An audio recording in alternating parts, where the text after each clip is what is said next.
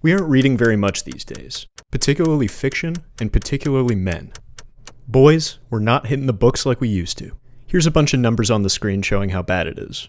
Among men, the few that do read seem to gravitate towards self-help productivity slop. Reading is seen as this self-flagellating form of self-improvement. This makes sense because we have basically limitless access to virtually every piece of entertainment ever created at all times. But humans love story time. Evolution gave us narrativizing brain. Using language to tell stories is one of the main things humans like to do. We're missing out on a lot here. There's a cultural conversation that's been happening since humans started writing things down, and having a basic understanding of important books is a prerequisite to being part of that. Politics, journalism, film, and books written now all casually reference the classics I'll be talking about here, and after this video that won't go over your head.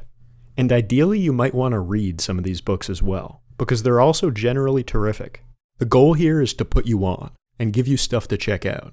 There's an effectively infinite amount of books to read. Google Books has digitized over 40 million of them. Arthur Schopenhauer once wrote, "A precondition for reading good books is not reading bad ones, for life is short." I was originally going to structure this like an iceberg, becoming increasingly obscure, challenging as the video goes on. But it felt a little jumbled, so we're going to go chronologically, from the oldest novels to the newest novels, or the novel novels, if you will. Don Quixote, Cervantes, 1605-1615. Our protagonist is a middle-aged guy in central Spain, and he's enamored with the idea of knights and chivalry. Inspired by this, one day he suddenly decides that he's now Don Quixote, and he embarks on his horse to go on a quest and do hero stuff. He recruits an illiterate peasant, Sancho Panza, as his protege/squire, who is well aware that Don Quixote is completely out of his mind, but decides to go along with it anyway. They have a number of misadventures, in which Don Quixote completely misinterprets everything that's happening. He sees innkeepers as knights in castles, and monks as sorcerers. He sees his pathetic horse as a strong war steed. Famously, he begins an attack on windmills, which he sees as giants. He's occupying a kind of fantasy world, where everything is enhanced to epic proportions. A lot of his adventures are for his princess, who in reality is just a random ordinary woman who truly doesn't care at all about any of this, and doesn't really realize what's going on. The book is both an homage and a parody of chivalry books that were popular through the Middle Ages, but Cervantes put a sophisticated spin on it, with a lot more psychological depth and an ironic self-awareness. There was also a bit of a postmodern metafictional moment in the second part, which was hugely ahead of its time. In real life, some other writer had published a fake sequel to the first part of Don Quixote, which was pretty bad, and Cervantes wrote that into the real second part, with Don Quixote and Sancho being aware of it in the book and allowing Cervantes to make fun of it. The term quixotic comes directly from this book, and refers to a Don Quixote type of character, being idealistic but also impractical and kind of silly. Gulliver's Travels, Jonathan Swift, 1726. This is one of the original and most famous satires. It's framed as a travel book, and in pop culture it's usually seen as a children's adventure story. It can be read that way, but it's considered a classic, partly because of the cultural commentary, taking jabs at different aspects of the society he was living in. Swift was kind of a misanthrope. He disliked politicians, intellectuals, different clergymen, and generally a lot of people. He's quoted as suggesting that he's fond of individual people, but doesn't particularly like humanity as a whole. A lot of this book is him venting his frustrations.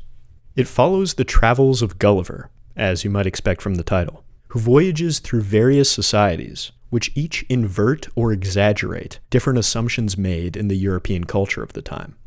He commits to the bit too, and it's written as if it was an actual travelogue, with maps, measurements, and almost anthropological descriptions of things.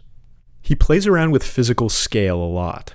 Gulliver's size is often really out of place with the society he's interacting with, sometimes being comically small or comically large in comparison. At the time it was published, Swift had originally remained anonymous because he was nervous about political backlash. He He wasn't being paranoid either, since publishers did end up heavily censoring the book at first, and altered the early editions without his consent.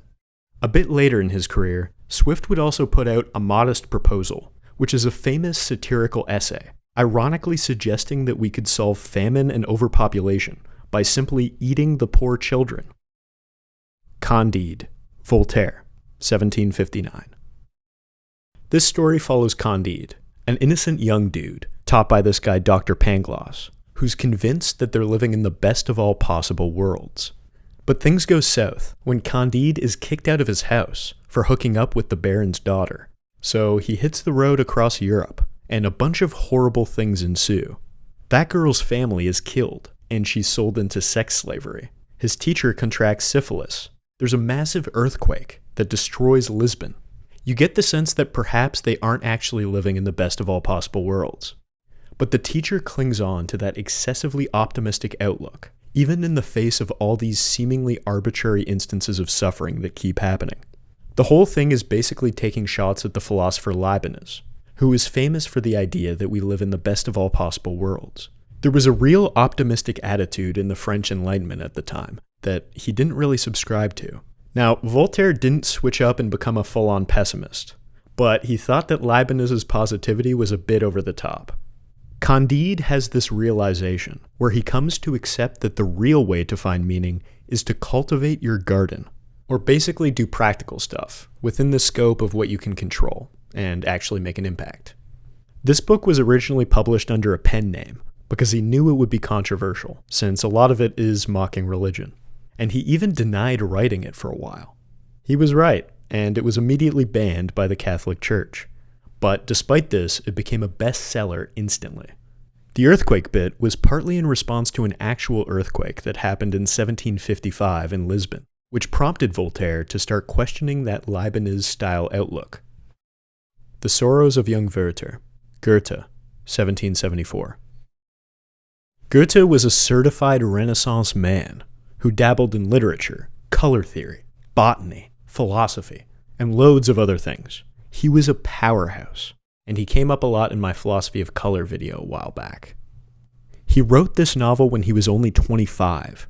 The plot is straightforward, but it's also pretty heavy. It's told through a series of letters written by Werther, a sensitive young man, artist type of guy, to his friend Wilhelm. Werther falls hopelessly in love with a girl named Charlotte, but unfortunately for him, she's already engaged to this guy Albert. Even though love between them is impossible because of the circumstances, he continues to yearn and is completely infatuated with her. He spirals and eventually shoots himself. According to legend, with this book, Goethe accidentally started a social contagion across Europe. Loads of sensitive young men saw themselves in Werther and started dressing like him, as he's described in the book. This was said to have led to a few copycat suicides, which is one of the first reported instances of that happening. They'd often be found wearing the Werther drip, and usually had a copy of the book with them. Goethe ended up being a bit embarrassed by all this. For him, this book was a personal catharsis, because he was going through a similar crush in his personal life. He decided to write this book rather than do what Werther did. Napoleon Bonaparte was really into this book too, and carried a copy with him on his campaign to Egypt. He even had a chance to meet Goethe once, and apparently they hit it off.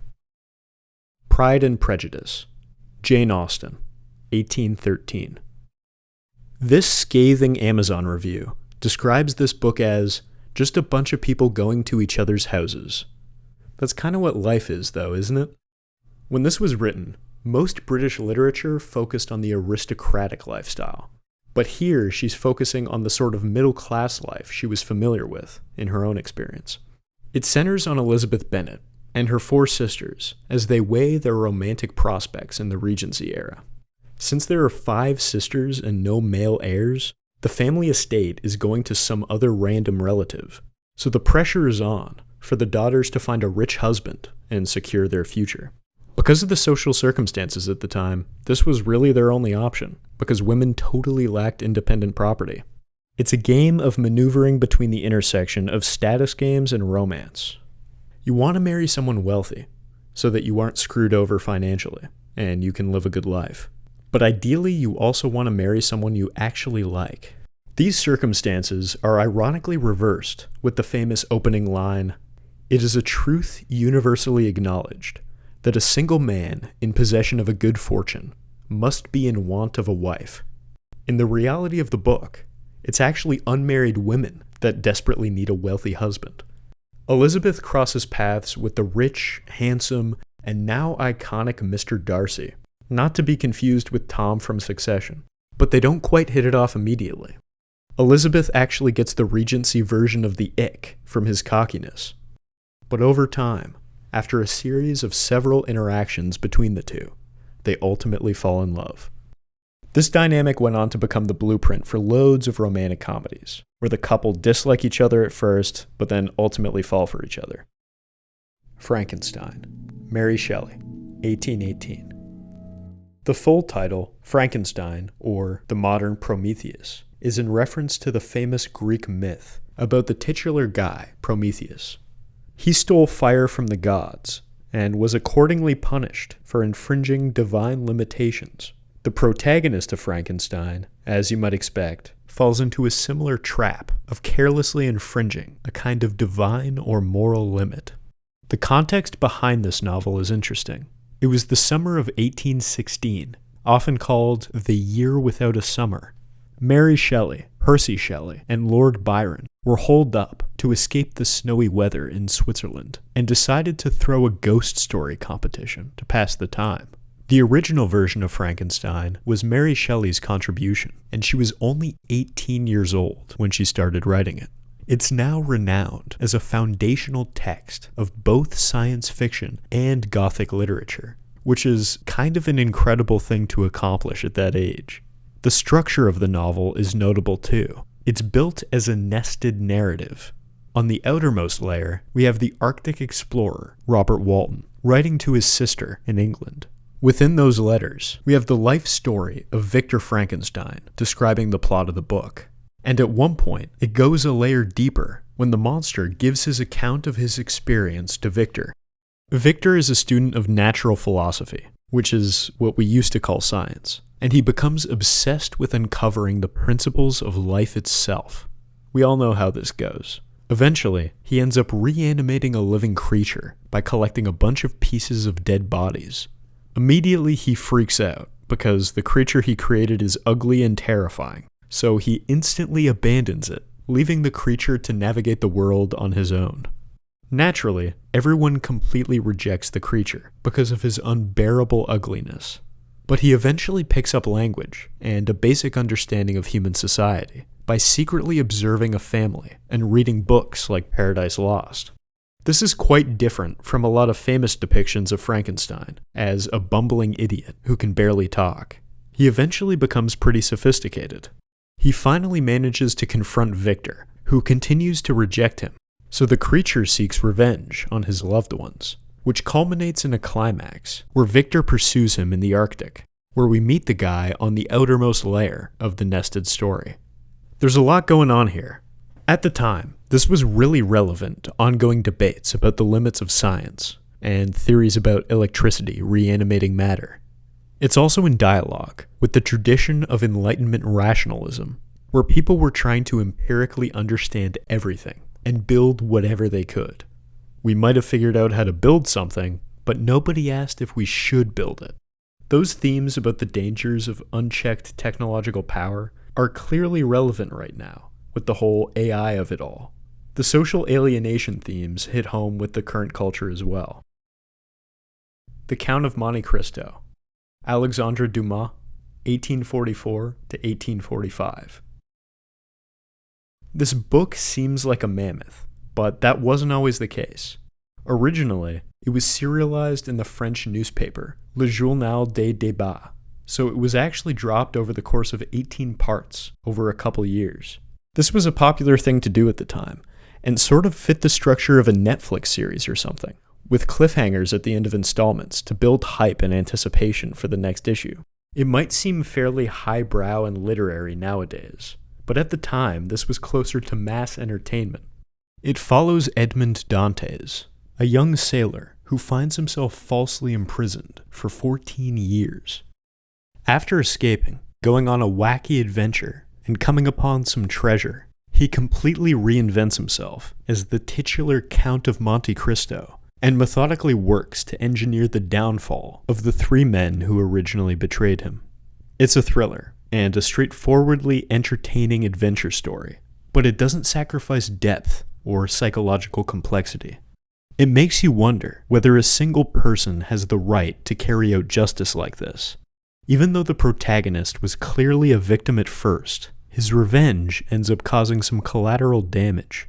The novel was actually based on a true story from the French police archives about a shoemaker who was falsely imprisoned and then sought revenge against the people that betrayed him. The Château d'If, where Edmond Dantes is imprisoned, is also an actual fortress on an island off of Marseille. After the book's success, it became a tourist attraction and remains one today, with a cell of Edmond Dantes for visitors. Jane Eyre, Charlotte Bronte, 1847. Our titular protagonist Jane is a poor orphan girl who's treated quite badly by her aunt and sent to a brutal school where kids are starving and dying. It's pretty dark, but Jane manages to preserve her dignity. She becomes a governess at Thornfield Hall and falls in love with the mysterious Mr. Rochester, and they have a complicated relationship, partly because of the power imbalance and social status. But Jane is uncompromising and won't give up any self-respect for anyone. He's also a pretty bizarre guy, at one point posing as a gypsy fortune teller to figure out how Jane feels about him. This novel pushed back against a lot of the assumptions about women in Victorian culture at the time, depicting women with complex, vivid inner lives and openly expressing their feelings and emotions.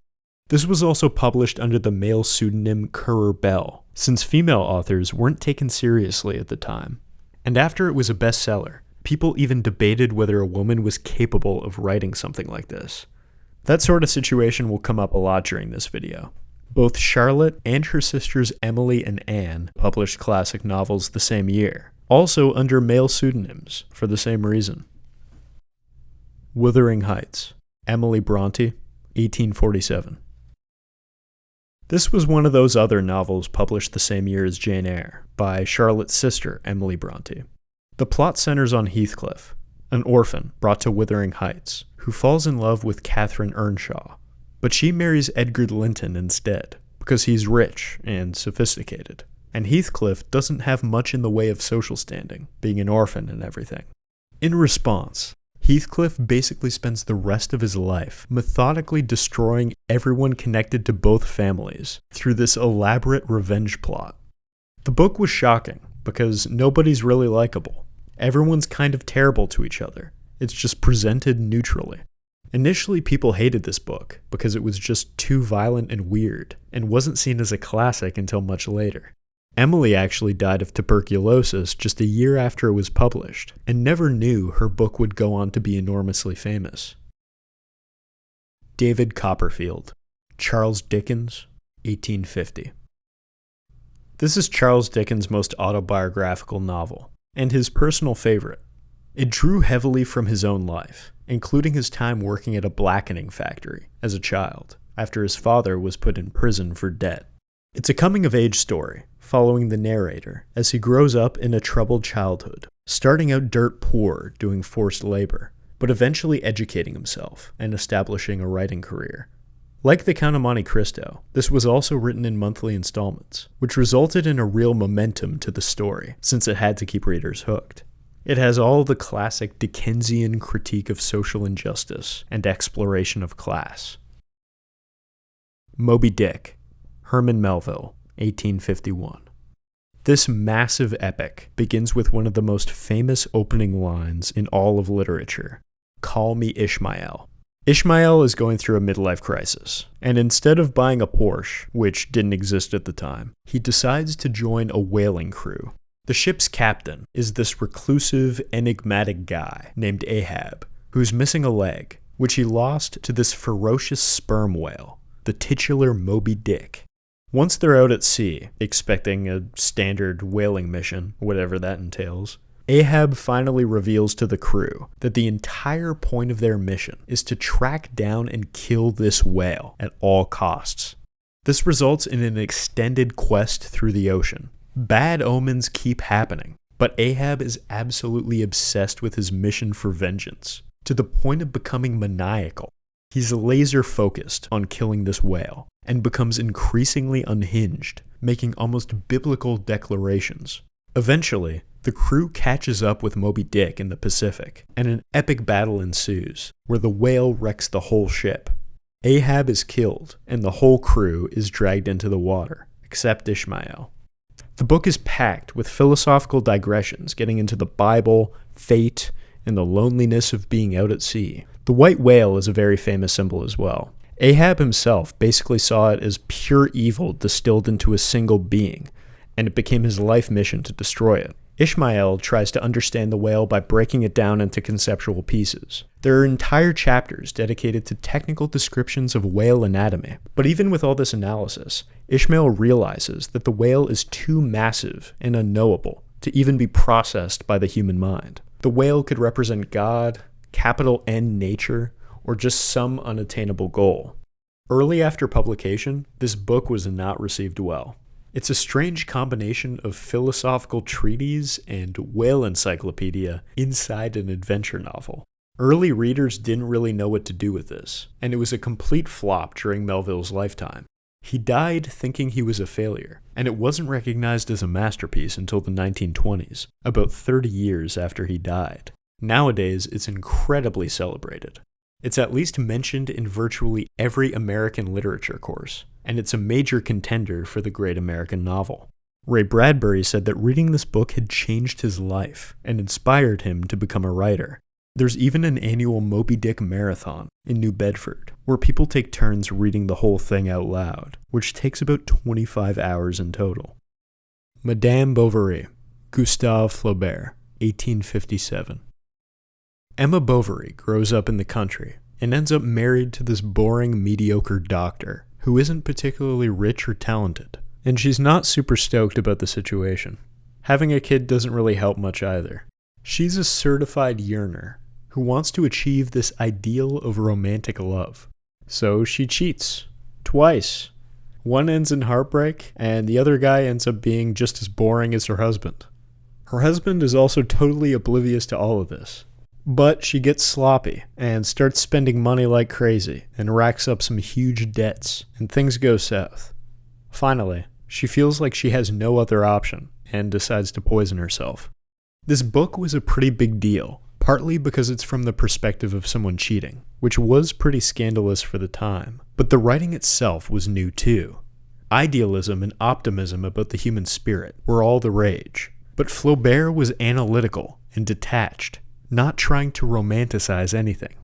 Flaubert was famous for obsessing over every single word he wrote, convinced that he had to find the unique, precise word for each and every moment in the story. He claimed that he spent an entire week writing a single page. Les Miserables, Victor Hugo, 1862. This novel follows Jean Valjean, a guy who has spent 19 years in prison for stealing a loaf of bread to feed his sister's starving children. Out of all the crimes to commit, that's probably one of the more justifiable ones. He faces some considerable hardship and is constantly pursued by this obsessive cop, Javert. But a bishop he encounters takes mercy on him, and his life transforms.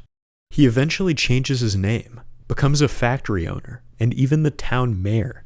There are loads of other storylines woven in, including Fantine trying to support her daughter Cosette, and student revolutionaries during the 1832 Paris uprising.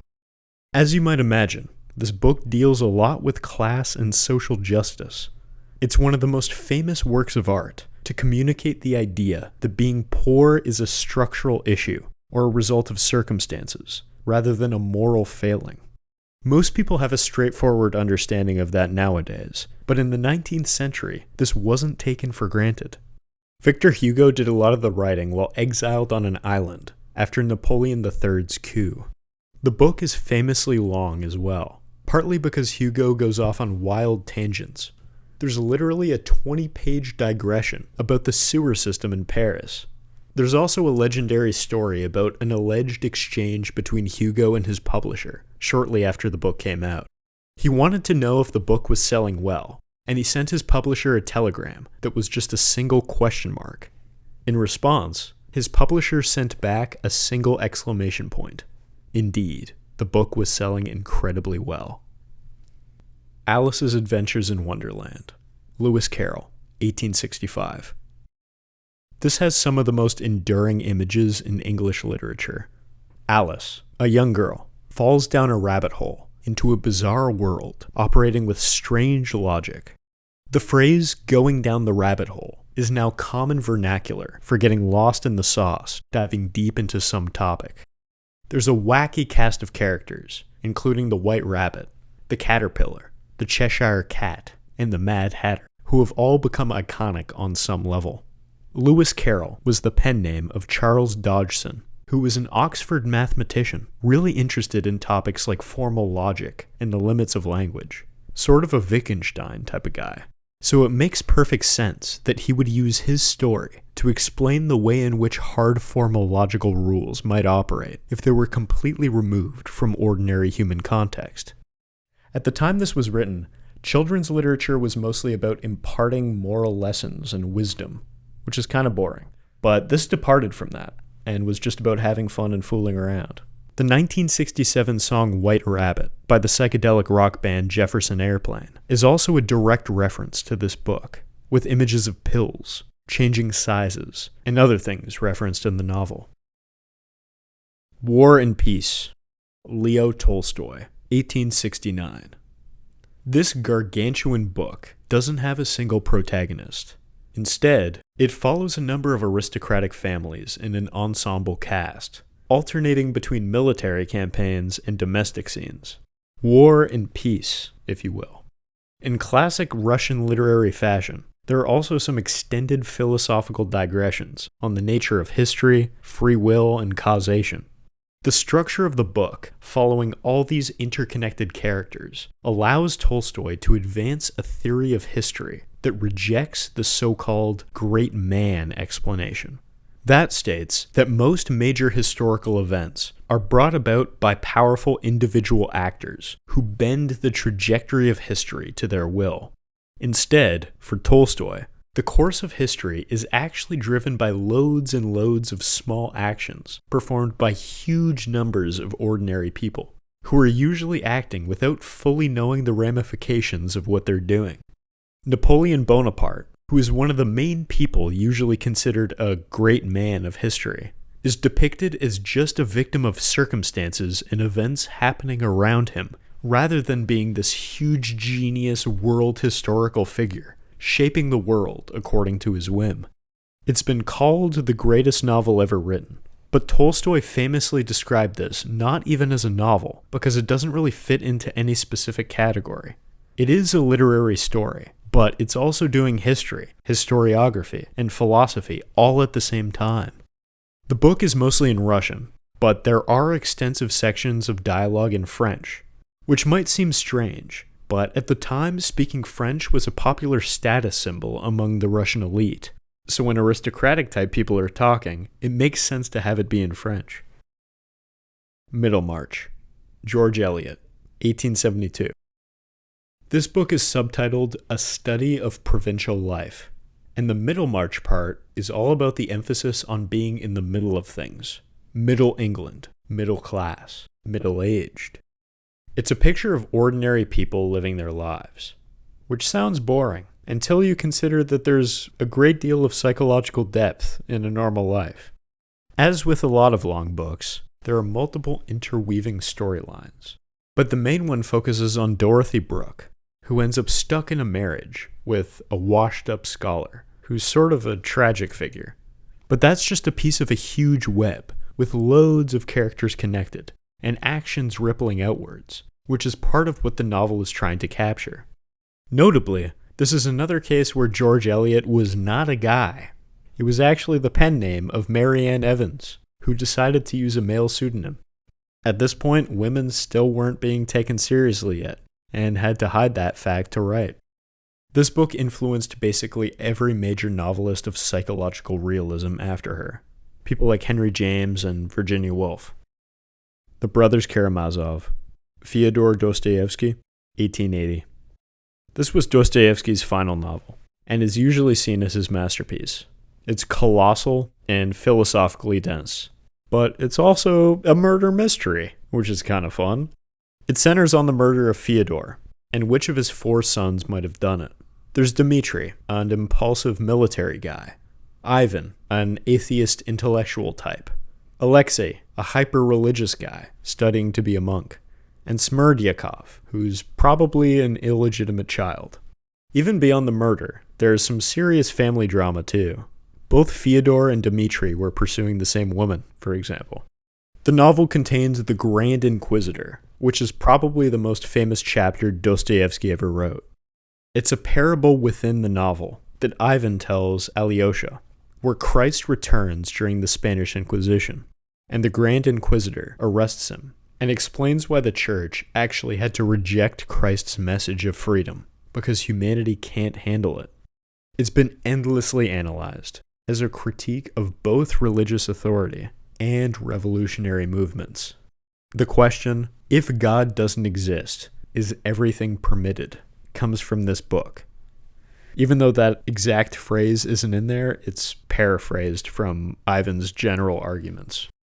But in any case, this became a central question for existential philosophy.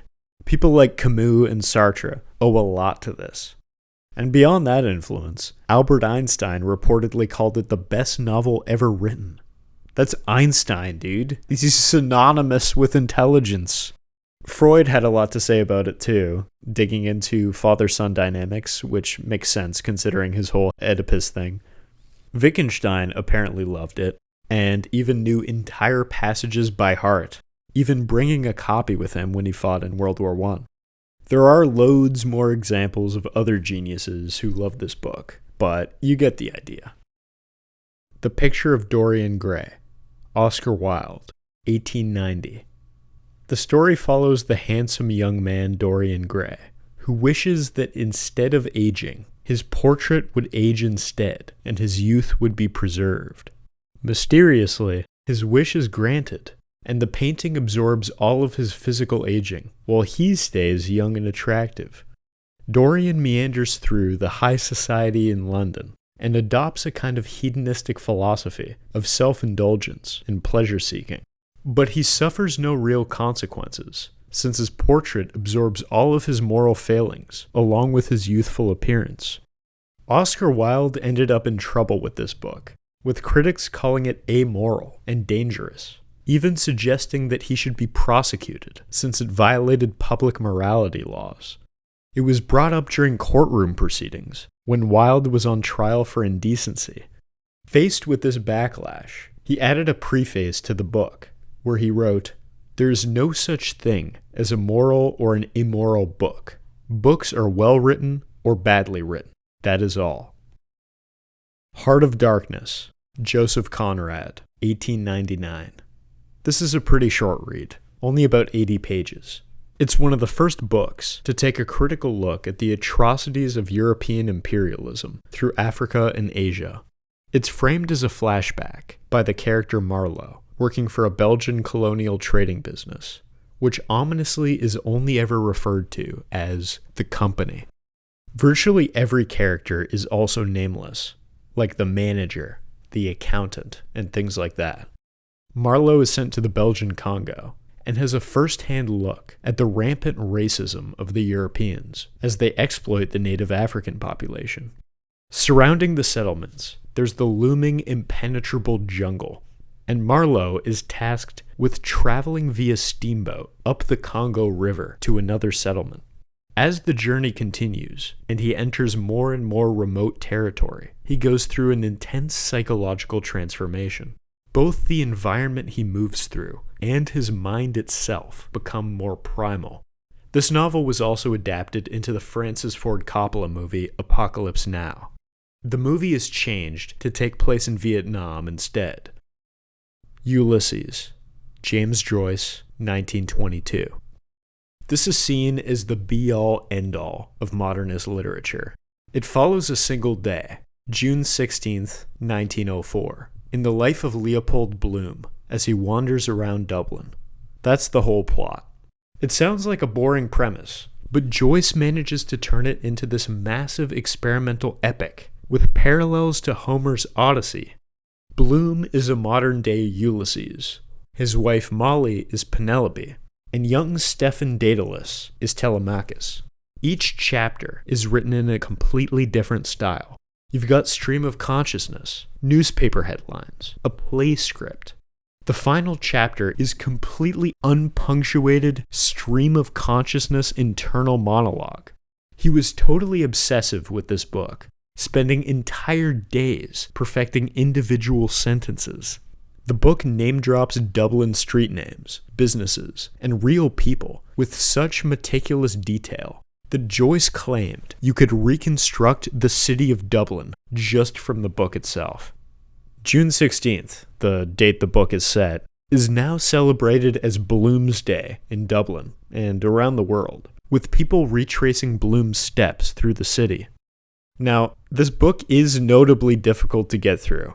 This meme sums it up pretty well. Everyone call Ogre stupid, and it true. Ogre barely even literate. Ogre finally finished reading Ulysses, but Ogre can only identify surface-level themes, like religion and nationalism, and can't comprehend deeper ideas, like the remorse of conscience, that makes James Joyce's novel a modernist classic. At this rate, Ogre will never understand Finnegan's Wake. Speaking of which, it's also worth mentioning Joyce's other masterpiece, which came out sometime later, and is notorious for being somehow even more impenetrable and insane. The whole thing is written in a multilingual dream language that Joyce invented, blending English with dozens of other languages, and using loads of puns, portmanteaus, wordplay, and references all overlapping over each other. The plot is completely circular too, with the book ending mid-sentence and looping back to the beginning.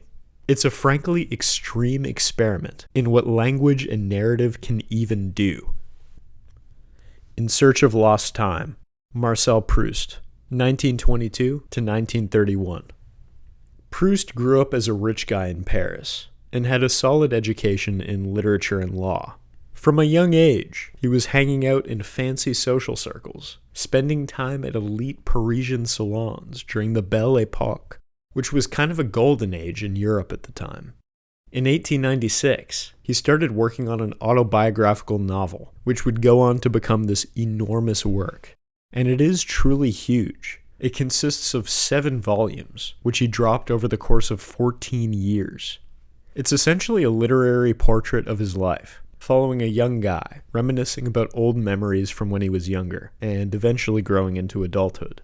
It gets into some pretty heavy philosophical and psychological musings about love, identity, sexuality, art, beauty, and all kinds of things.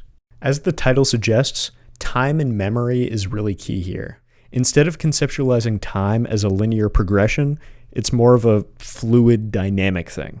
Memories that you might have forgotten can suddenly come flooding back just because of a random spontaneous trigger. The most famous example of this is towards the beginning, when he tastes a madeleine, which is like a little French cake, and it instantly transports him back into vivid memories of his childhood. This is one of the most famous passages in all of literature, and birthed the phrase Proustian moment, which describes any sensory experience that brings you back to some memory. I tend to get this a lot from smells, like freshly washed linens reminding me of my grandma's house or something. The writing process of this book was notable too. Most of it was written while Proust was bedridden with asthma, and he worked on a bizarre schedule. He had a totally inverted sleep pattern, where he'd wake up at weird hours and demand his housekeepers to bring him coffee and croissants in the middle of the night. The Trial. Franz Kafka, 1925. Joseph K., an ordinary bank clerk, is suddenly arrested one morning. They don't tell him what he did wrong, but they say he's free for now while he awaits his trial. He becomes ensconced in this cryptic labyrinth of bureaucracy and court systems as he tries to navigate his trial, trying his best to stay polite and professional. But ironically, through his politeness, he ends up becoming almost a willing participant in the whole system. It's obviously all ridiculous that they haven't told him what he did wrong, but his reaction is to rationalize the authority and not resist or critically analyze anything that's happening to him. He doesn't really question anything and just runs with it, accepting the legitimacy of the court, even when they're being totally unfair, objectively. There's a pervasive, anxious feeling in this book, with the whole system surrounding Joseph seeming to be impossibly complex and inhuman. This book also wasn't supposed to exist. Kafka died in 1924 and instructed his friend to burn all his work. But fortunately, his friend ignored those wishes, and it ended up being published. Now it has a huge legacy. Kafka's work partly created an entire adjective. Nowadays, people throw around the term Kafkaesque to refer to the kind of nightmarishly complicated bureaucracy depicted here. There's a hilarious skit by The Onion about a fake Kafka International Airport, where flights are being delayed for months, and customer support staff keep gaslighting everyone, with the whole structure and bureaucracy being super confusing and impossible to navigate. I asked the ticket person what gate my flight was at, and they said that the airline I was flying didn't exist, and everyone keeps calling me S. This novel was also adapted into a film by Orson Welles in 1962. Kafka's other famous work is The Metamorphosis, which depicts a salesman who wakes up to realize that he is mysteriously transformed into an enormous insect. Kafka himself was an extremely introspective guy, and some of his released journal entries are almost hilariously dark. January 29. Again tried to write. Virtually useless. August 7th. Long torment. August 15th. Wasted day. Spent sleeping and lying down. November 20. Was at the movies. Wept. December 20. Suffered much in my thoughts. The Great Gatsby. F. Scott Fitzgerald, 1925. Ah, you've been with the professors, and they've all liked your looks. With great lawyers, you have discussed lepers and crooks. You've been through all of F. Scott Fitzgerald's books. You're very well read. It's well known. If you accept these Bob Dylan lyrics, then naturally, this entry is essential for becoming well read. The comedian Norm Macdonald has a pretty apt take here, too. There's a new 3D version of The Great Gatsby, coming. I saw it. Oh, in 3D. It was almost like the sober examination of the unrestrained materialism and absolute moral center of the Roaring Twenties jumped right out at you. It's the Roaring Twenties. The protagonist, Nick Carraway, lives next to the titularly Great Gatsby, a wealthy aristocrat constantly throwing huge, exciting parties to try to riz the one that got away, Daisy Buchanan. But Daisy ends up married to a racist asshole, Tom Buchanan, who's a rich old money guy, which contrasts with Gatsby, who made his own fortune. Gatsby is the ultimate yearner.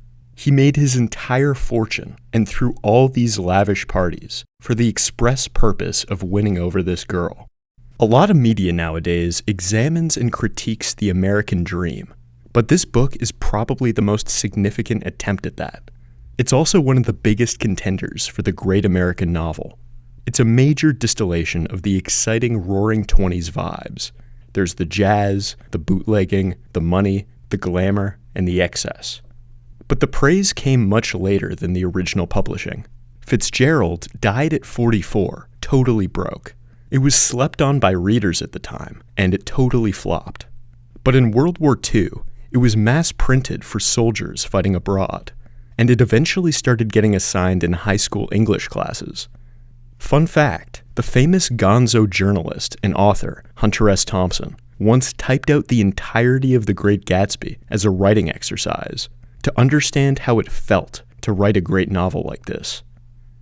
To the Lighthouse, Virginia Woolf, 1927. Virginia Woolf was a modernist writer, akin to Joyce and Proust, and you'll see a lot of similar things going on here. This is a really personal novel, drawing a lot from Woolf's childhood experiences at a summer home, and the characters Mr. and Mrs. Ramsay are straightforward stand-ins for her parents. Similar to Proust, the novel plays a lot with time and how we interpret it. It's split into 3 sections, with the first accounting for about half the book and covering only a single afternoon and evening. The next section is a really short lyrical interlude that covers 10 full years, completely glossing over major events like World War I and the deaths of several characters. And then the final section covers a single morning. Not a lot of plot can happen during the bulk of the book, since not a lot of time passes, but the emphasis is really on the inner experiences of the characters, rather than specific events taking place. This is a major example of the stream of consciousness style of writing that rose to prominence in the modernist tradition. Virginia Woolf was also notably a member of the Bloomsbury Group, which was like a salon for writers and intellectual types in early 20th century London. Other prominent members include John Maynard Keynes, of Keynesian economics fame, the novelist E.M. Forster, the writer Lytton Strachey, and Virginia's sister, Vanessa Bell, who was a successful painter. Steppenwolf, Hermann Hesse, 1927. This is a story about a guy with that dog in him, a guy with one wolf inside him. Henry Haller is kind of a failure. He's a middle-aged intellectual guy who splits his conception of himself into 2 halves. There's the cultured, sophisticated human side, and the raw, instinctual, impulsive wolf. He starts off as pretentious and full of self-hatred, living an alienated, lonely life, until he meets Hermione, who tries to rescue him. She encourages him to actually try some of the fun debauchery that his sophisticated side loathes. She teaches him to dance, introduces him to casual drugs and partying, and even finds him a lover. He finally learns to start embracing these things as part of a full life. This transformation culminates in a trippy sequence where he has to come to terms with how his 2-dimensional conception of himself is actually an illusion. Instead, every human, including himself, has a multiplicity of personality. He contains not 2 souls, but hundreds or thousands. His contempt of superficiality and popular culture had created this destructive sense of pride and self-importance, which is what was actually destroying him. This novel had a major resurgence after Hesse's time, during the 60s and 70s, when a lot of American college students embraced it during the counterculture. The rock band Steppenwolf, famous for Born to be Wild, takes its name directly from this novel. Another recommendation is Hesse's other book, Siddhartha, which follows the spiritual journey of a guy during the time of the Buddha.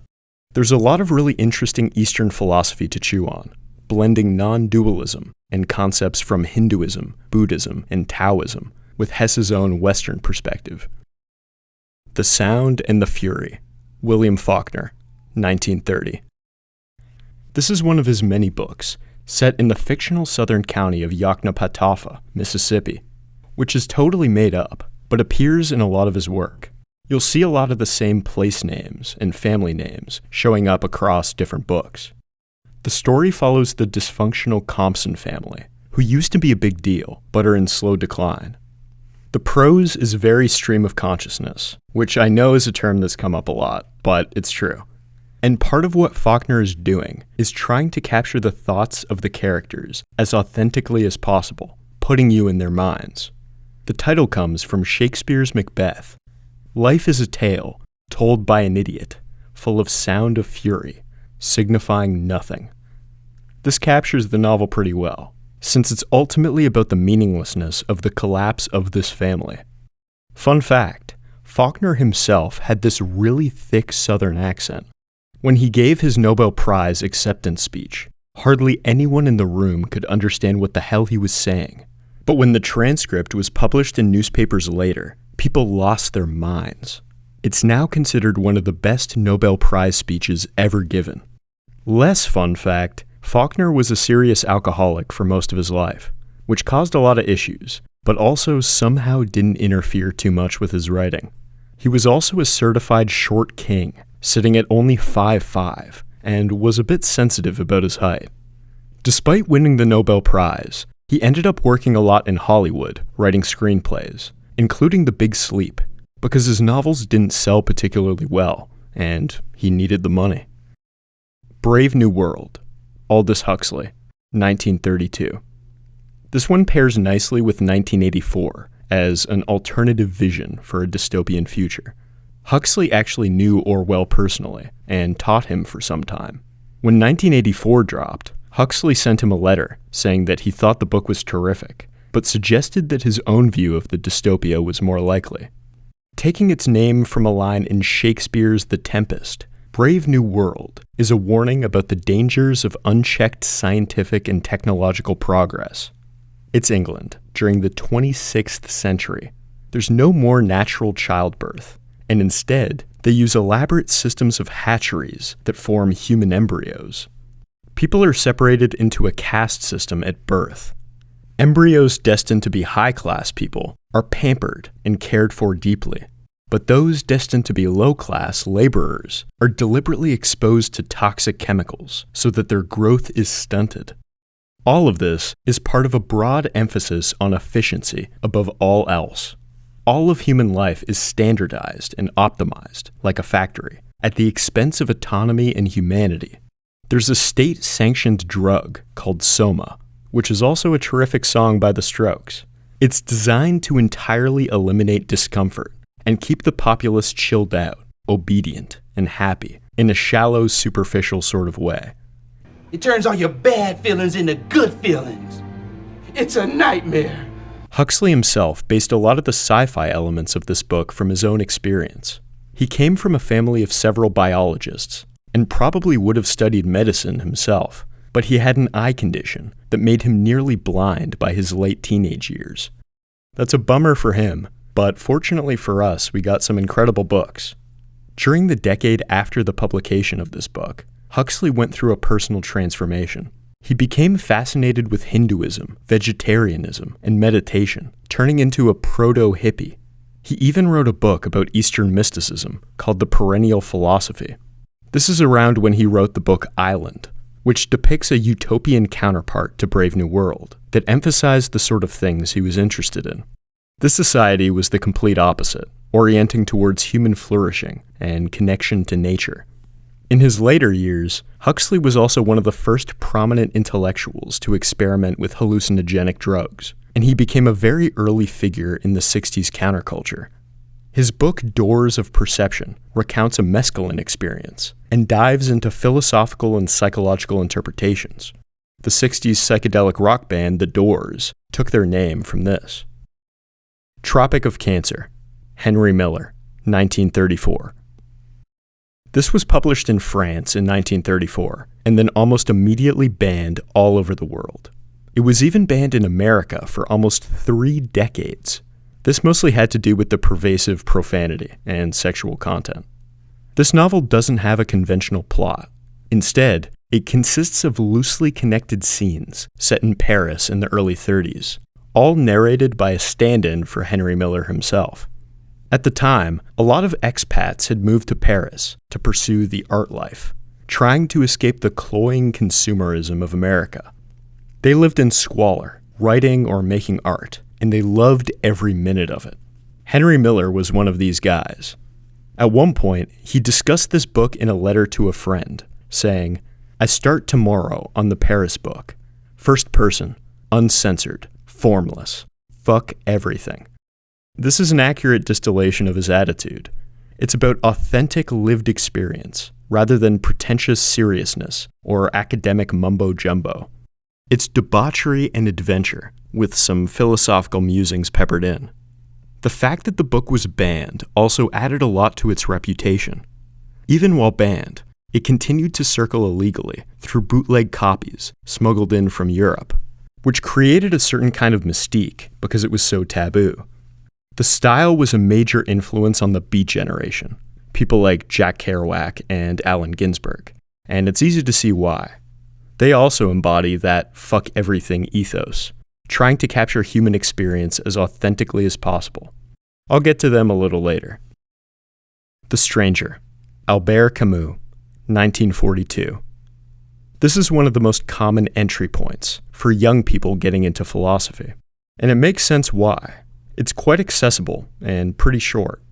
It's by the Algerian philosopher Albert Camus, who was usually lumped in with the existentialist movement, since he was pals with Jean-Paul Sartre, but he rejected that label. His style of philosophy is usually called absurdism. The novel follows Meursault, a guy who's basically become dissociated from the world around him as he meanders through Algeria. Right off the jump, his mother dies, but he doesn't seem to care much. One day on a beach, his friend ends up in a fight with a guy, and Meursault returns later with his friend and a gun. In a strange moment of confusion, with the sun in his eye, he shoots and kills the man, not really for any particular reason.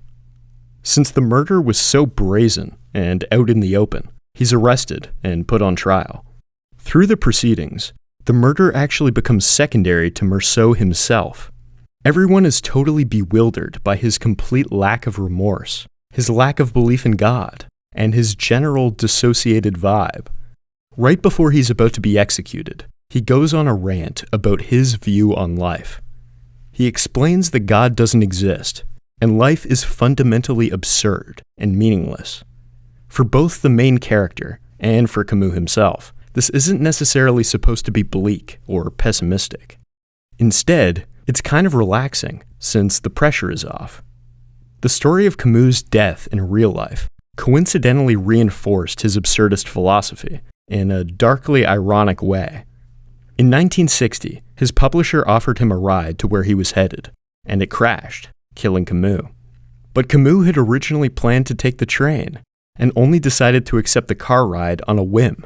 He even had the train ticket in his pocket, and if he had used it, he would have been alive.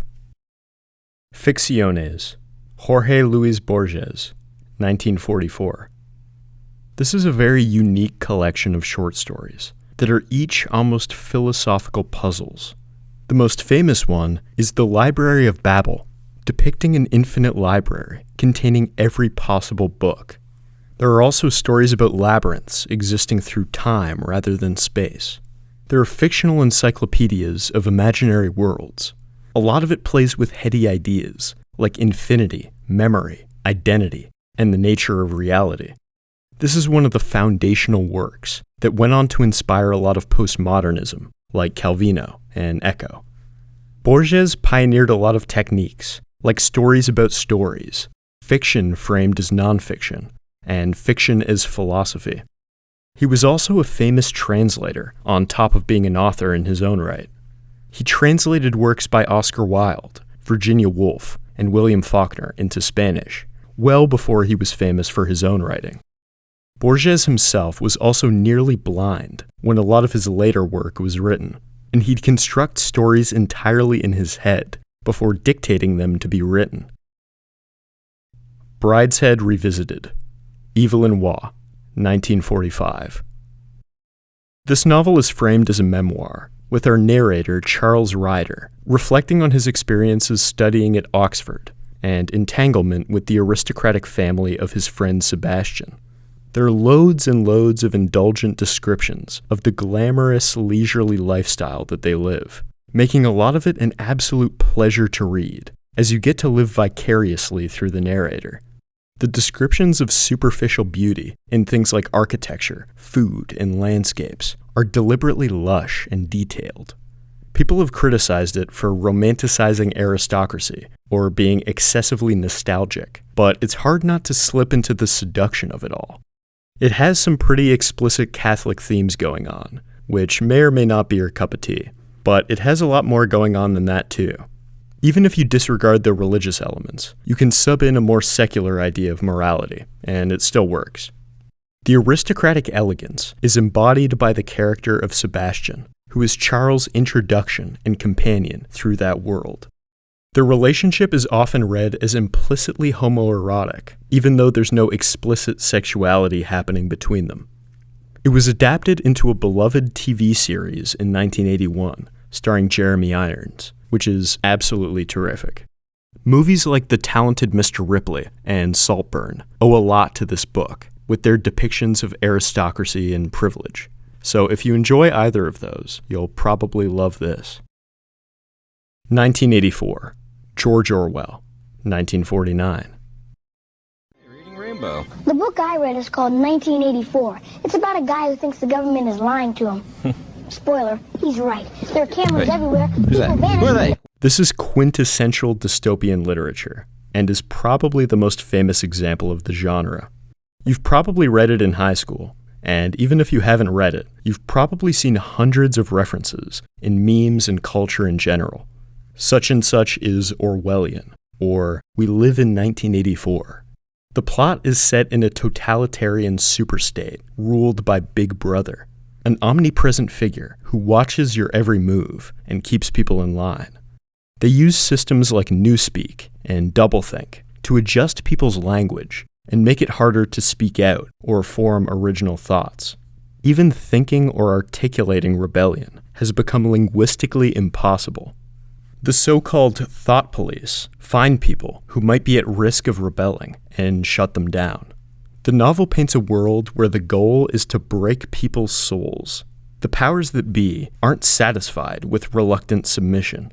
They want absolute devotion, which they achieve through systems of psychological warfare. This is all in stark contrast to Huxley's dystopia in Brave New World. There, it was more about pacifying the population with pleasure and comfort, but here it's more about straightforward oppression. The Catcher in the Rye, J.D. Salinger, 1951. Now, this one hits better if you read it at a particular stage in life, maybe between 10 and 13, but it's still worth reading as an adult. The misanthropy of the protagonist might be less immediately relatable, but the writing is still top-notch. 17-year-old Holden Caulfield is sensitive and angsty to the point of being whiny about it. He flunks out of school and goes on an adventure in New York City, and he complains constantly about people around him being phony. He's still a kid and sees himself as authentic and real, but all the adults around him are fake. Holden is absolutely annoying at times, but kind of relatable. Even if you don't connect with him now, chances are you'll see a glimpse of your attitude as a teen. It's also written from his subjective point of view, so it's hard not to empathize with him while you're living inside his stream of consciousness. Teenagers tend to be pretty alienated and angsty. That sort of comes with the territory as you meander from childhood to adulthood and begin to confront the realities of life. This is the ultimate cynical teen novel for that section of time. On a cultural note, this book also has some bizarre, dark associations. The man who shot John Lennon was casually reading The Catcher in the Rye when he was arrested, and inside the copy he had written, "This is my statement." He seemed to have viewed Lennon as the phoniest of phonies, being a rich, famous guy singing about love or whatever. And I love the Beatles, to be fair. Coincidentally, the man who attempted to assassinate Ronald Reagan in 1981 also owned a copy of the book and seemed to relate to Holden as well. And finally, the stalker who killed the actress Rebecca Schaeffer also happened to have a copy of the book on him. If I had a nickel for every time The Catcher in the Rye was vaguely involved in a high-profile murder, I'd have 15 cents, which isn't a lot, but it's weird that it happened 3 times. As you might expect, this has spawned some conspiracy theories, like the book was some kind of trigger for MK Ultra sleeper agents or something. But in reality, it's probably just that the sorts of unstable people who would do things like this would also tend to relate to a lot of the themes in this book a bit too much. A more normal read of it as an adult would be less about relating to Holden's attitudes directly, but more about recognizing the necessary compromises you have to make as an adult. Invisible Man, Ralph Ellison, 1952. This is an essential book for understanding the experience of Black people in 20th century America. The main character, who is never named, is a talented young Black man from the South. He has to go through this degrading public spectacle put on by local white people just to get a college scholarship. But he also realizes that the Black college president is just as manipulative and corrupt as the openly racist white people he encounters. He also becomes an influential spokesperson for a Harlem political organization, but is ultimately betrayed by people who are supposedly fighting for the same cause. This is a brutal depiction of white racism, but it also doesn't shy away from criticizing some aspects of the black community as well, particularly people who are more interested in playing political games than actually advancing civil rights. Our protagonist realizes that he is invisible, since everyone around him is either blinded by straightforward racism or are people trying to advance their political agenda. He's only ever seen as a stereotype or a tool, rather than an actual human being. The Old Man in the Sea, Ernest Hemingway, 1952. Hemingway is known for his bare-bones writing style. The British novelist Graham Greene once described it by saying, "It was as though Hemingway had put words into a sieve and shaken the sieve, and from the sieve fell all the unnecessary adjectives and adverbs." The writing is straightforward and to the point. As the title suggests, most of the novel unfolds with the aging protagonist Santiago alone at sea. He's hit a streak of bad luck, having gone 84 days without catching a fish. But surprisingly, he's not too bummed out about it, and remains remarkably steadfast. This is how we get a lot of the masculinity themes that Hemingway is famous for, with Santiago staying disciplined rather than bitter and resentful. He reflects on his admiration for the baseball player Joe DiMaggio, who was famous for stoically playing through the pain, which helped Santiago keep a level head through the pressure. The novel culminates in a 3-day-long extended battle as Santiago catches a giant marlin, who is revered as a worthy opponent rather than just a fish. There's a respect between man and nature happening here. But unfortunately for Santiago, sharks begin attacking the carcass on the return trip, which he tries in vain to fight off as he watches his prized marlin erode to a skeleton. This is all framed as an epic, almost mythological story about perseverance in the face of adversity and defeat. Even though Santiago ultimately fails in his quest, he still won in a moral, almost spiritual sense. East of Eden, John Steinbeck, 1952. This is considered Steinbeck's magnum opus. It's a sweeping multi-generational saga set in California, following two families, the Trasks and the Hamiltons, all the way from the Civil War era through World War I.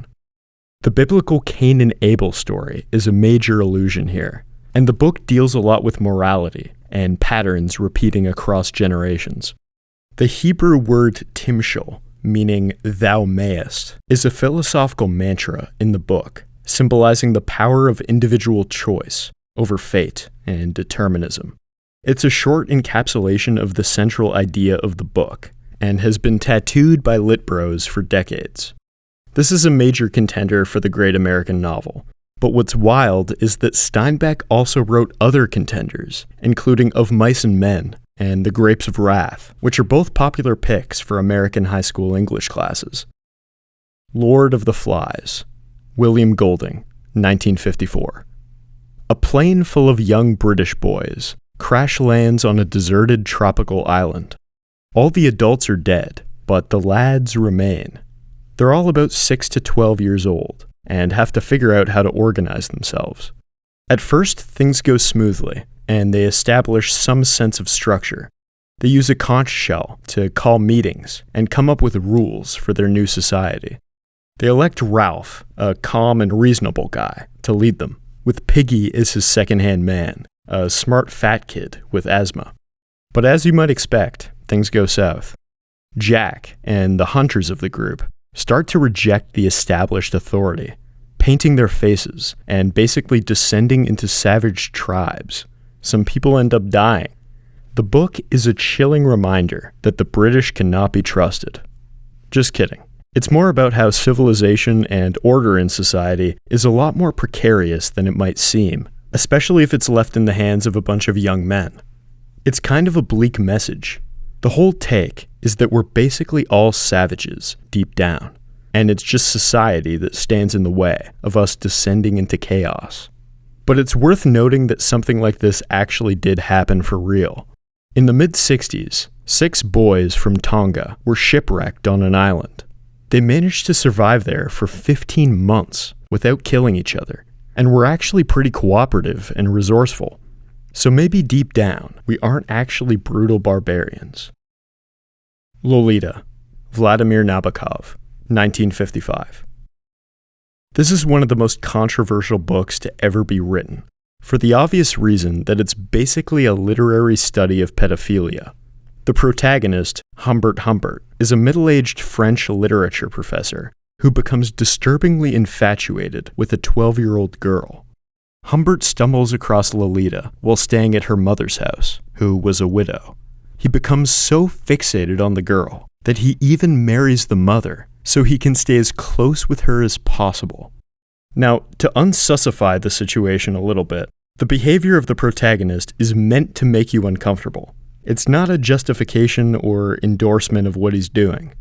The narrator is incredibly delusional and unreliable, using a lot of poetic language to camouflage how insanely unsettling his obsession really is. In his mind, it was 12-year-old Lolita who intentionally seduced him. The flowery, romantic language is the narrator's way of trying to make moral excuses for his behavior. This is the subtle thing the book is doing, and why it's a masterpiece. It's not an endorsement of what happens, but it's also not a shallow attempt to condemn it or expose the evils of it to give you some kind of moral instruction. It's intentionally creating a dissonance in the reader. With the charming tone of the writing, it might read like a romance story on the surface, but if you look at what's actually taking place in the story, it's about an abuser and a victim. It's a narrative that's so engaging and well written, but it's about the worst thing imaginable. So you almost wish it was never written in the first place. There's an almost meta tension standing above the story itself. It's also worth noting that this was originally written in English, which wasn't Nabokov's first language.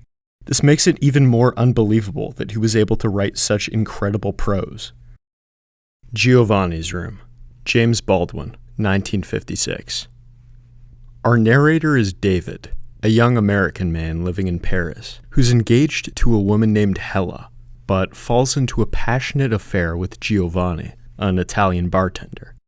The whole book takes place over the course of one night, as David reflects back on his relationship and how it fell apart. Tragically, there's a lot of internalized homophobia going on, and David is terrified about what his desire for Giovanni means about his identity, so he treats Giovanni pretty badly, and ultimately abandons him to return to the safety of heterosexual life. This is one of the first novels to treat a same-sex relationship with this kind of psychological depth, published at a time when homosexuality was still considered criminal and pathological. The background of this book was interesting. Baldwin had previously written the book Go Tell It on the Mountain, which built up his reputation as an important voice on racial issues. But because of that, his publisher had initially rejected this book because he figured he'd get labeled as a gay writer, and his notoriety as a black voice would be ruined. Baldwin himself was openly gay and had to navigate that complicated intersection of identity, and that might be why he wanted to explore this other aspect in this book. On the Road, Jack Kerouac, 1957. The Beat Generation was a really interesting proto-hippie movement in the US that formed slightly earlier in the 1950s. We usually think about that period of time as fairly clean-cut and conformist, but there were already some murmurs of bohemian rebellion and self-expression happening at various trendy cafes and bookshops. Kerouac, the author of this book, along with the novelist William S. Burroughs and the poet Allen Ginsberg, were the three prominent members of this subculture. On the Road was based on Kerouac's own adventures with his friend Neil Cassidy, taking wandering road trips across the US. A lot of it taps into that unique American male urge to just go west and seek. On their journey, they casually discuss the oppressive societal expectations of the time and explore exciting topics they were getting into, like jazz and Buddhism. As the novel goes on, they eventually grow apart, and their yearning for the road slowly dissipates. It's a really fast-paced and engaging read, which is partly a consequence of the style. Kerouac used what he called spontaneous prose, writing in a frantic, free-associating style. It only took him 3 weeks to write the manuscript, and he typed the first draft on a massive 120-foot scroll, single-spaced, single margins, and with no paragraph breaks at all. The man just sat and typed. The book captures a lot of what the Beats were trying to do. The writing doesn't fixate too long on specific descriptions of things, and instead, it tries to come as close as possible to life as we experience it. It's an effort to communicate conscious experience and translate it to the written word. Atlas Shrugged, Ayn Rand, 1957. This is a controversial one because it's an explicitly political book, advocating for a right libertarian political philosophy. In the novel, all the successful businesses are failing because of too much government regulation and incompetence. Two lovers, Dagny Taggart in the railroad industry and Hank Reardon in the steel industry, are pretty demoralized by all this, since they're each highly productive titans in their respective industries. They eventually discover that there's a group of other people like them, productive inventors, artists, and industrialists, who have managed to escape from the rest of society with all its oppressive regulations and bureaucracy. It's a strike of the mind, since they had all decided that society wasn't properly recognizing or rewarding them for the work they did. This is all a pretty heavy-handed case for Rand's philosophy of objectivism. The novel even culminates in an extended radio speech that pauses the plot entirely for over 60 pages, while objectivist philosophy is described in detail. The basic idea is that rational humans have an obligation to take full advantage of their talents and strive towards profit and accomplishment. For her, an ideal world is a world of rational actors pursuing their own self-interests. She ascribes a certain kind of heroism and nobility to that sort of productive achievement. Rand's love of unregulated capitalism was partly formed by her own life experience. She was originally from the Soviet Union, and her family business was completely destroyed by nationalization and collectivism, which she grew to hate. Naked Lunch, William S. Burroughs, 1959. This is a wild one. Naked Lunch is structured as a series of hallucinatory vignettes following a junkie, William Lee, as he navigates various nightmarish scenarios. Because of this structure, it's also basically non-linear, and you can read it in whatever order you like. Burroughs wrote a lot of it while he was actually strung out on heroin, and that comes through in the book. In fact, prior to this novel, Burroughs had also written the book Junkie, which was a more straightforward autobiographical novel that dealt largely with his morphine and heroin addiction. It's important to note that Naked Lunch is a thoroughly disgusting book, and was intended to be that, so reader discretion is advised with this one. This is one of the most famous works from the Beat generation, and all the heavy hitters were involved. Both Jack Kerouac and Allen Ginsberg actually helped Burroughs put together the manuscript. In 1991, the legendary director David Cronenberg adapted this to film, which isn't a straight adaptation because that would be pretty hard to do. The band Steely Dan also took its name directly from this book, where it refers to a gross sentient dildo. Catch-22, Joseph Heller, 1961. You've probably heard a situation described as a catch-22, referring to some paradoxical quality or dilemma that makes any solution impossible by virtue of the problem itself. You can't get a job without experience, but you need experience to get a job. The plot follows a U.S. Air Force bomber during World War II, Captain John Yossarian, who is stuck in these titular bureaucratic scenarios. There's a squadron rule that states that any pilot can be excused from a dangerous combat mission if they are deemed insane. But if someone actually requests to be excused from a dangerous mission, that implies that he's clearly totally sane, so he can't qualify. John falls victim to this. His main concern throughout the war is not dying, but he has to continue putting himself in danger precisely because he's able to recognize how much danger he's putting himself into.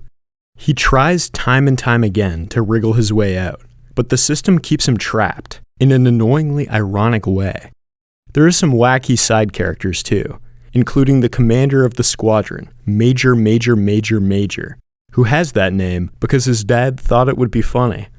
He finds himself promoted to the title of Major because of a computer glitch on his very first day. There's also the medic Don Danica, who is deemed to have been killed because of a paperwork mistake, but he can't manage to convince anyone that he's actually still alive, even his own wife, who is happy to cash in on the life insurance payments. The novel is a confusing read by design, with the story constantly jumping backwards and forwards in time. Scenes are repeated from different characters' perspectives. Even while writing it, Heller had to use hundreds of index cards to keep track of what was happening. As a reader, this leaves you pretty disoriented, which is an intentional effect to tap into that chaotic atmosphere of war that Heller is trying to convey. One Flew Over the Cuckoo's Nest, Ken Kesey, 1962. This novel is narrated by Chief Bromdom, a physically enormous patient at a mental hospital, who everyone thinks is deaf and mute, so he silently observes his surroundings.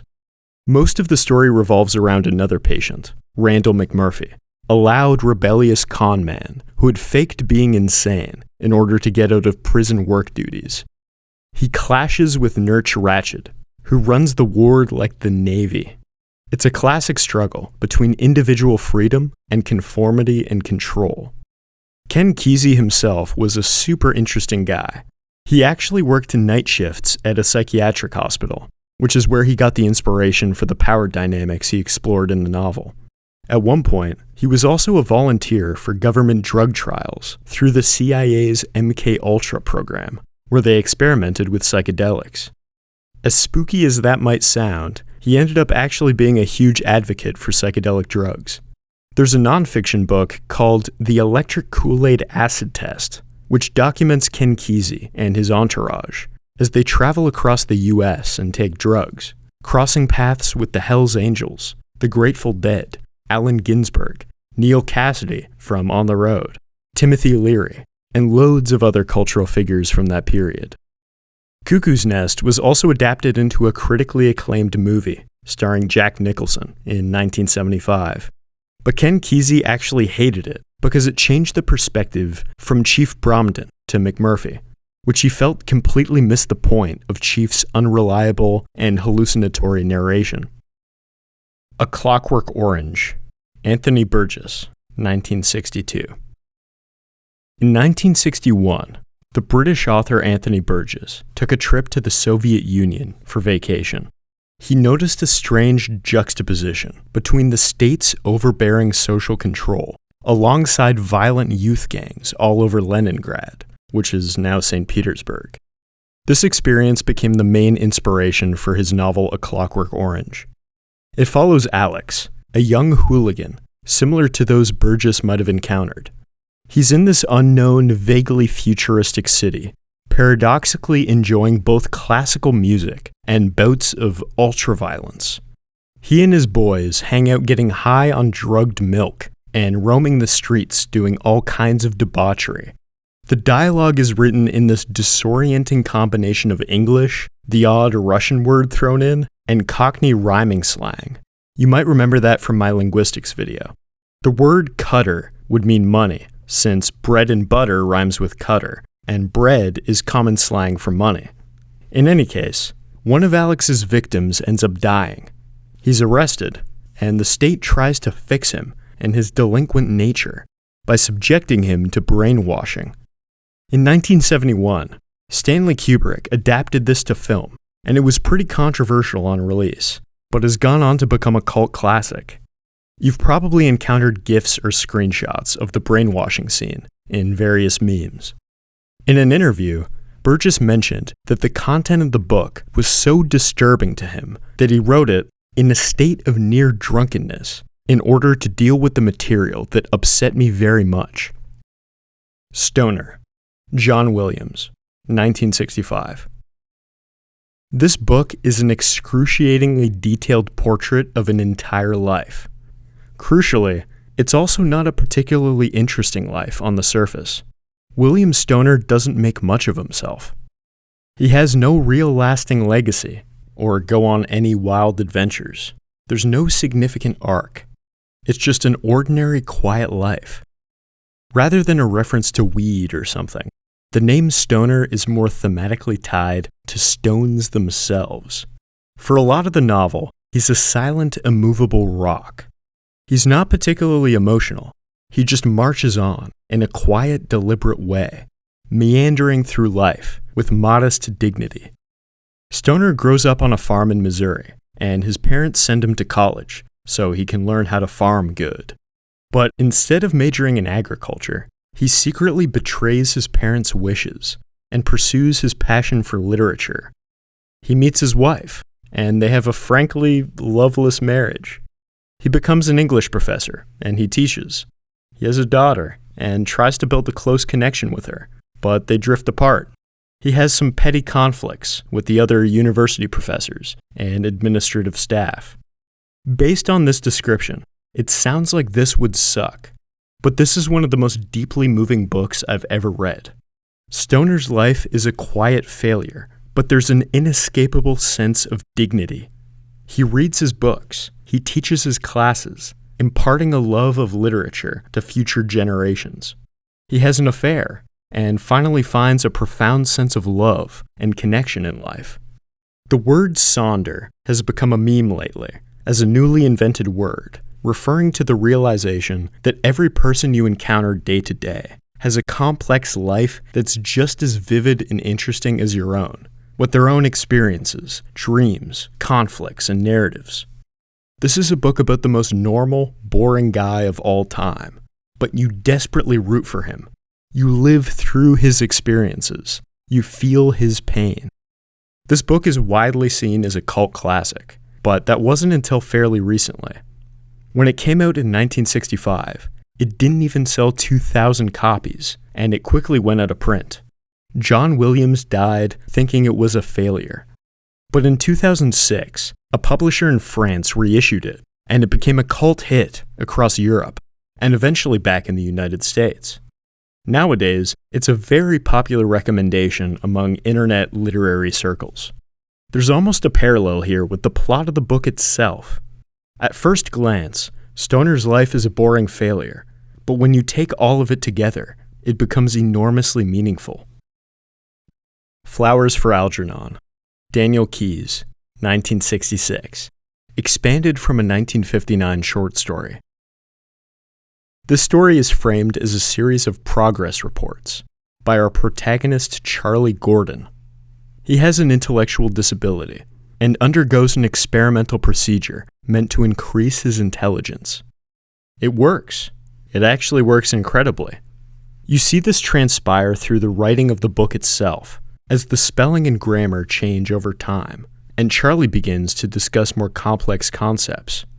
His intelligence even surpasses the scientists who perform the surgery. But eventually he discovers a glaring flaw in the experiment. The effects are temporary.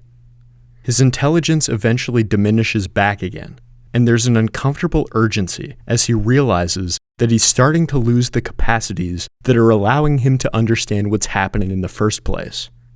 This is a novel about intelligence, but it frames it as an experiential quality of existence, rather than an abstract characteristic you possess. It's a condition through which life is lived and understood, and this condition has no inherent moral value. It's neutral. Charlie's value remains constant throughout the book, even as his capacities bounce back and forth. It's a thoroughly sci-fi novel. The original short story won the Hugo Award, and the full novel won the Nebula Award. The character Charlie was partly based on Kay's own experience, teaching students in remedial education programs, so he's speaking from a place of authority. He witnessed firsthand how intellectually disabled people were treated. The cultural influence of this premise is pretty massive. There were plots in both The Simpsons and It's Always Sunny in Philadelphia that were heavily based on the novel. The 2012 movie Bourne Legacy also has a very similar plotline. 100 Years of Solitude, Gabriel Garcia Marquez, 1967. This was one of the big Latin American novels, to really blow up in the English-speaking world. The story happens in this made-up town called Macondo, which Garcia Marquez kind of based on his own hometown in Colombia. The book follows what happens to this place when it's first founded by this guy Jose Arcadio Buendia, all the way through 5 more generations of his family.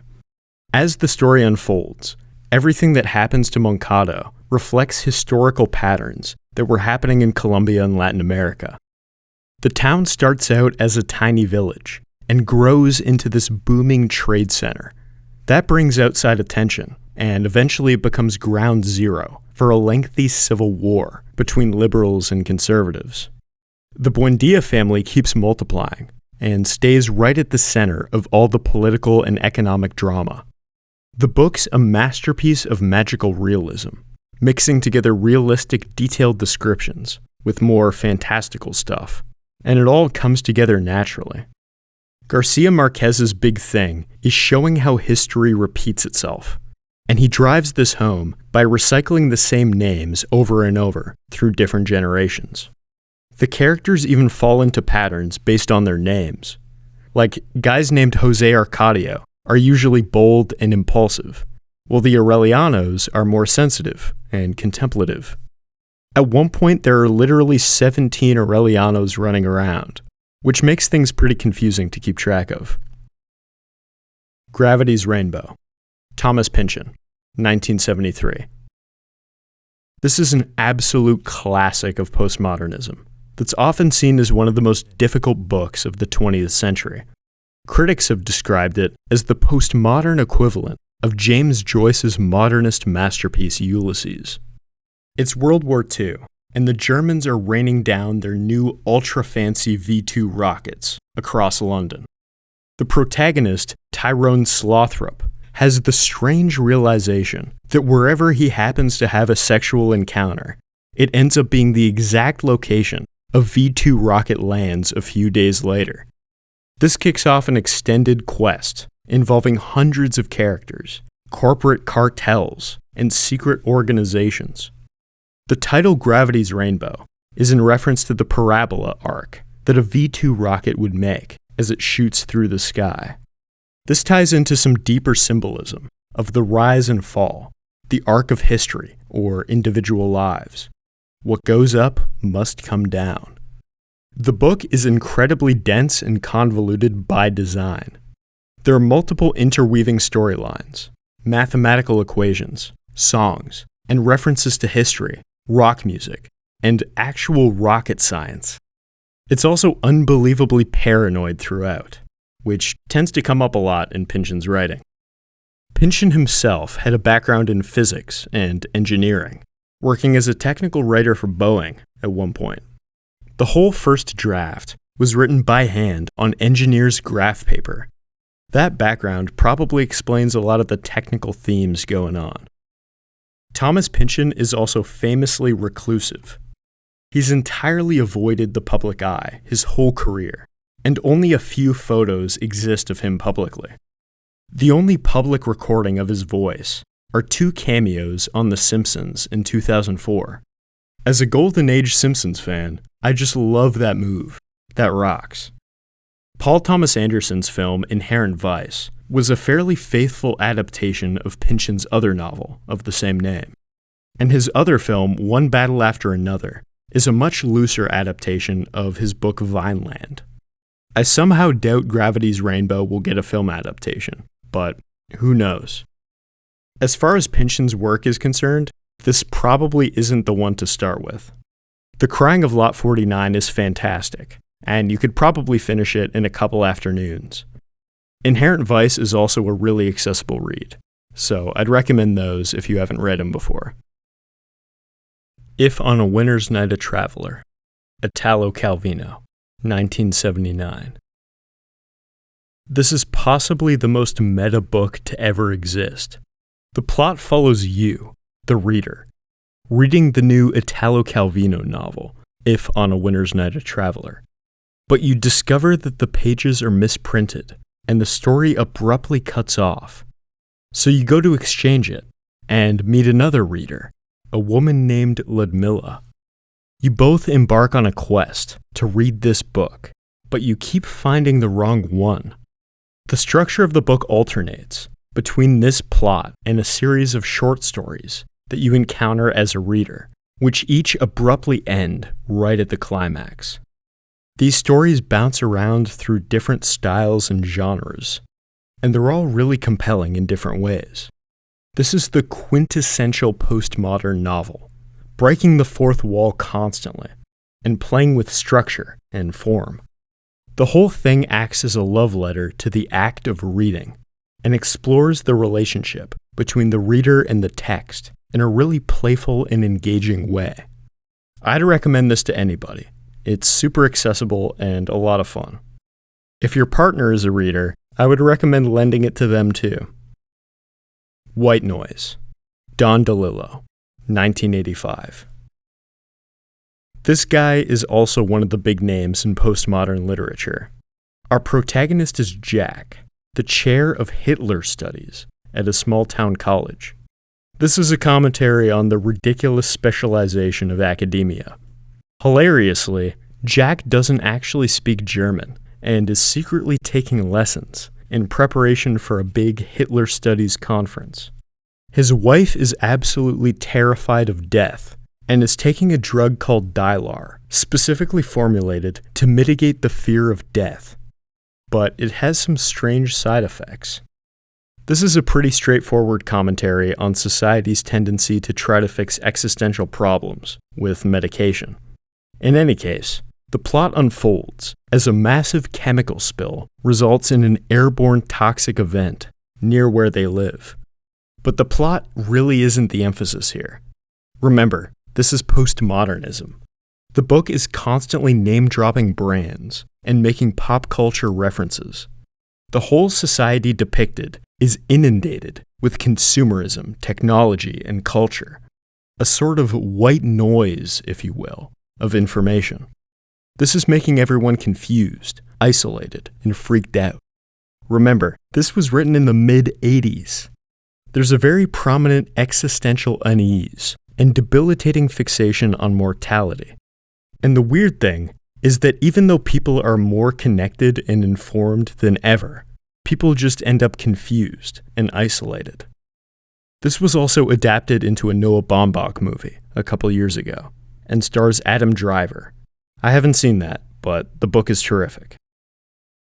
Blood Meridian, Cormac McCarthy, 1985. This is one of the most violent books ever written. It's often described as an anti-Western, in the way that it flips a lot of the romanticized mystique around the genre, and exposes the raw carnage and depravity. It's set in the 1850s, in the American Southwest, and follows the kid, a teenage runaway who gets caught up in the Galantin gang. This was actually a real historical gang of scalp hunters who were contracted to kill Apaches, but eventually just started to massacre everyone they encountered. The central figure of the book is Judge Holden, who is this gargantuan, hairless, almost supernatural kind of figure who embodies pure evil. He's a bit of a contradiction because he's the most sophisticated of them all, playing the fiddle, speaking different languages, collecting specimens, and philosophizing. But he's also the cruelest of them all, and commits atrocities left and right. Some people interpret him as the devil himself, or at least some kind of mystical force of pure evil. His intellectualizing and philosophizing is understandably pretty dark to justify all of this. He goes on rants about how war is the ultimate human endeavor. He also has the famous line, "Whatever in creation exists without my knowledge, exists without my consent." The writing style of this book is super interesting too. It's extremely stripped back, and there's almost no punctuation, not even using quotation marks around dialogue. Sentences are sometimes super short, but sometimes go on and on for half a page straight. People have considered adapting it to a movie, but it's been considered unfilmable because of the sheer brutality of some of the scenes. Tommy Lee Jones owned the rights for years, and even James Franco tried to adapt it once, but every attempt eventually fizzles out. A Confederacy of Dunces. John Kennedy Toole, 1980. This is a pretty hilarious read, but didn't see the light of day until after the author died. It was initially rejected by publisher after publisher, and the author even committed suicide. But his mother was persistent and managed to get it published. It went on to win the Pulitzer Prize. It follows Ignatius J. Riley, who is basically a 30-year-old obese man-child living with his mother. He's obsessively opposed to modern culture and liberalism, and yearns for an idealized version of the Middle Ages, which he saw as much more moral and tasteful. He sees himself as a sophisticated genius trapped in the degenerate modern times, when in reality he's pretty pathetic. His mother threatens to put him in a mental institution unless he finds a job, which he doesn't want to do, but begrudgingly attempts. This leads to some wacky adventures, like when he takes a clerical job at Levi Pants and accidentally initiates a working-class Marxist revolt in the factory. Later, he takes a job as a hot dog vendor, but instead of selling them, he just eats hot dogs and lectures customers about his eccentric ideas, and everyone sees him as a complete lunatic. You might be getting a sense of the humor here, but it's hard to articulate how hilarious it really is. Ignatius talks about every single minor inconvenience as if it's some kind of cosmic injustice. He's a very funny type of guy to laugh at. The Secret History, Donna Tartt, 1992. This novel invented the whole dark academia aesthetic and subgenre, which has since blown up in the form of Pinterest mood boards depicting people wearing cool tweed clothes while studying the classics and brooding. The book is set up as a murder mystery, where you already know who did it right at the beginning, and you slowly piece together the events that led up to it, along with the aftermath. It follows a group of classic students who become obsessed with Dionysian rituals, and some of them end up succeeding in entering into a trance-like state where shit goes down. To cover their tracks, they conspire to kill their friend Bunny. A lot of it is really criticizing that sort of romanticized version of academia, with the exception of Bunny, who is pretty crass and annoying a lot of the time, to the point that you almost root for him dying. The rest of them fantasize about this Epicurean life, where they just sit around, leisurely philosophizing and reading. They're completely caught up in the superficial aesthetics of that kind of lifestyle, particularly the main character, Richard. There's a lot of interesting social dynamics with the group. This guy Henry is top dog, because he's mysterious as hell, and easily the most pretentious and elitist of them all. The rest of them are totally sycophantic towards him. Richard is the most obsessed with this whole aesthetic fiction, trying to realize this dream. And there's a straightforward parallel with Nietzsche's Apollonian and Dionysian ideas. The dark academic dream is very Apollonian, concerned with rationality and self-control. But their pursuit of that pushes them to a Dionysian act of self-destruction in order to preserve that lifestyle. This doesn't work out in the end, but it's compelling throughout. Infinite Jest, David Foster Wallace, 1996. This is one of my personal favorite books ever written, and I might make an entire video about it someday. It's completely massive, with over 1,000 pages in pretty small font, and hundreds of endnotes. A lot of the endnotes are just technical descriptions of things, but you don't want to skip them because they also occasionally involve crucial plot details. It's set in near-future North America and follows a few primary threads. There's the Enfield Tennis Academy, the Ennet Halfway House for recovering addicts, and a group of wheelchair-bound Quebecois separatist terrorists. It's also non-chronological and deliberately scrambled, jumping back and forth through time and between different sets of characters. The central MacGuffin of the plot revolves around this film called Infinite Jest, which is so ridiculously entertaining that people physically cannot stop watching it when they see it and end up starving to death. It's a really difficult book to sum up. It's about addiction, depression, human connection, sincerity, excellence, failure, Some passages are hilarious, and others are completely devastating. People also talk a lot about the prophetic nature of a lot of the details in here, like the myth that The Simpsons actually predicted everything. You could make the case that DFW did end up predicting a lot, though. The addictive nature of the television cartridges described in the book are eerily similar to streaming services, or the endless scroll of vertical video. There's also a whole section about a futuristic videophone technology that reminds you a lot of Zoom, and how people became obsessed with how they appear on camera, using filters to look better. That was nice, right? I feel like we all had a great time here. Hopefully you've added a few things to your reading list. It's hard to go wrong with any of these. If you have any disposable income, you can support my work on Patreon. No pressure, but something to consider. You can also check out some of my other long-form videos linked here. Thanks for watching.